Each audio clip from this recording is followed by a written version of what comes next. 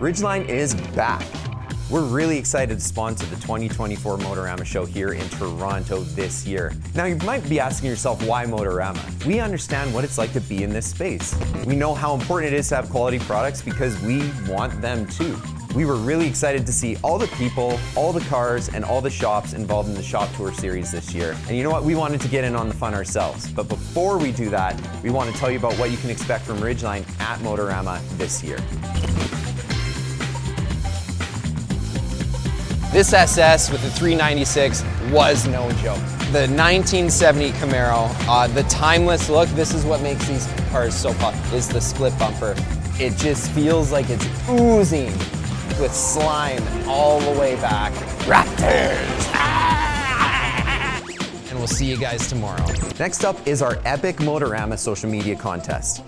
So during that weekend, if you like, subscribe, comment, or share any of our content, you're entered in to win one of 5 garage packages. What that includes is a Vintage Car Club jacket, Vintage Car Club sign, some other great things, including one of these Ridgeline shop stools for your own space. One thing that we're gonna be doing is launching Ridgeline's brand new Vintage Car Club. We're gonna be at the show handing out some swag and trying to see how many people wanna join our crew.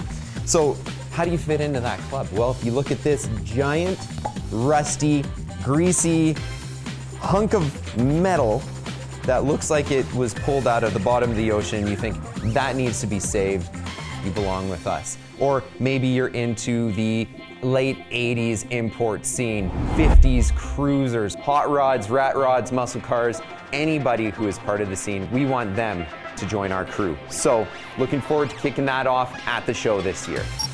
Last but not least, we have the Ridgeline's Finest Award, where we're gonna pick out a ride that embodies quality, performance, and commitment, just like Ralph Porco's 1973 Barracuda behind us, owned by Ralph. Now Ralph, congratulations. Thank you. We pulled the motor out. We did a few things to it. We changed the frost plugs and so on and so forth. And then we cleaned it all up, painted it, and here we are. But speaking of cars, why don't we just cut to what we're here for?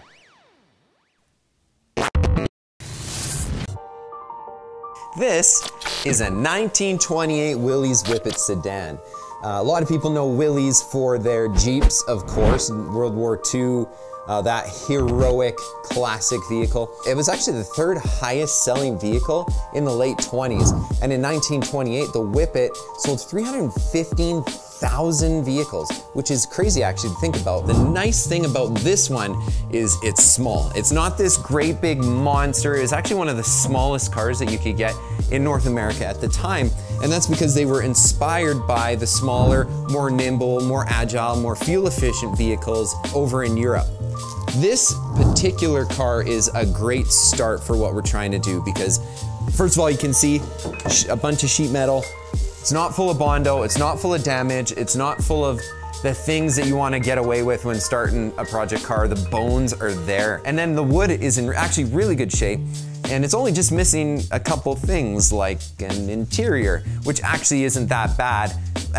But we are gonna be going back and forth from start to finish because this car had sat in a barn for 30 years and then put in a sea can and put in the barn and never touched until 2 years ago when we pulled it out. The paint looks like it was done in a tornado. A lot of stuff is sort of dried up. There's some rust coming through in certain seams.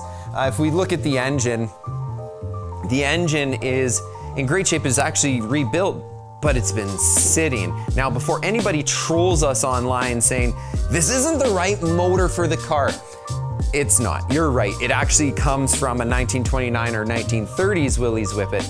But here's the nice thing about the motor that's in it. It's got 30% more horsepower than the previous year. So a 1928 would have had a whole 30 horsepower. This has 40. Wow. 10 more horsepower.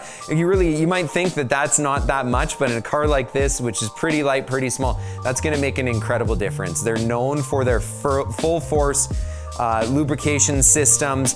The 29 to 30 motor has better cooling, electronic ignition, improved carburetor. There's a lot of components that actually make this a whole lot better. The crazy thing is these things got a 30 mile per gallon average on fuel economy and can hit comfortably 55 miles an hour. The problem is we just want to make it that much better because we want to bring it to Motorama. So we're going to go from front to back. We're going to get the body off the frame. We're going to make sure all the mechanicals are good.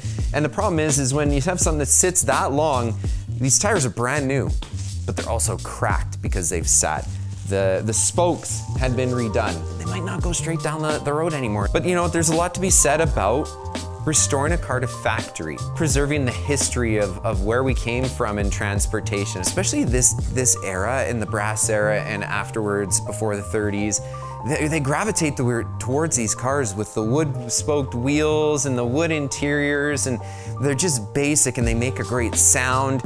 This one does have an electronic ignition, but you know, if you want to fire it up with the crank, like that just gets people going, because this is the history of how transportation really brought us to new places across North America and across the world. So that's it for Ridgeline's little shop tour. We'd like to thank everybody who participated in the series this year. We're so excited to see the cars that you bring to the show in person in Toronto, March 8th, 9th, and 10th. Come check us out. We'll see you there.